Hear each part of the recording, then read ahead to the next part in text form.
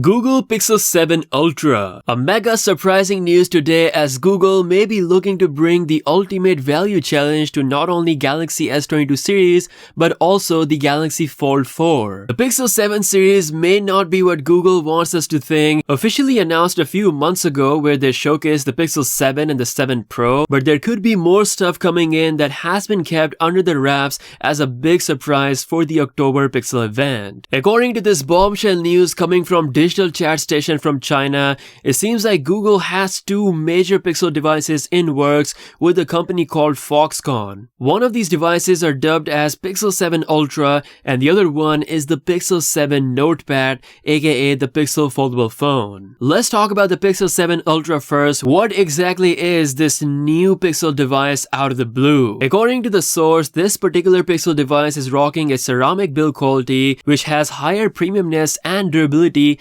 than the standard glass back. It's also rocking a new IMX787 sensor as its telephoto lens, which is a much better sensor with a 64 megapixel resolution than Samsung's GW1 48 megapixel sensor that is going to be on the original Pixel 7 Pro as the telephoto lens. All this info was actually confirmed by Google's own software code, meaning this device with the IMX787 sensor does exist currently as a prototype. Whether we see this Pixel 7 Ultra at the event, it's up for debate, but this device does exist. The main lens on the Ultra is same as the Pixel 7 Pro, which is the ISOCELL GN1 sensor. Now as for the second device, it is the Google Pixel NotePad, aka the Pixel foldable phone. It's set to rock a 5.85-inch OLED display as its outer screen, which is a very similar setup as the Oppo Find N Fold, giving you a widescreen smartphone-like compact display and of course a tablet experience when you unfold the device. But unlike Oppo, with Google we can expect third-party apps to work